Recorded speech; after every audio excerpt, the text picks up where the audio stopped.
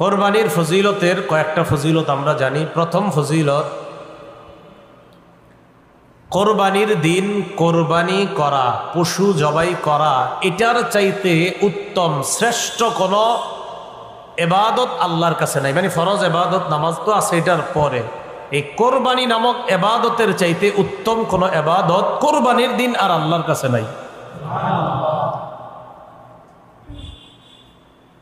তিরমিজি শরীফের 1493 নম্বর হাদিসের বর্ণনা, قال رسول الله صلى الله عليه وسلم ما عمل آدمي من عمل يوم النحر أحب إلى الله من إهراق الدم। রাসূলুল্লাহ সাল্লাল্লাহু আলাইহি সাল্লাম বলেন, কোরবানির দিন আদম সন্তান যে কোরবানি করে, এই কোরবানি করার চাইতে এত ফজিলত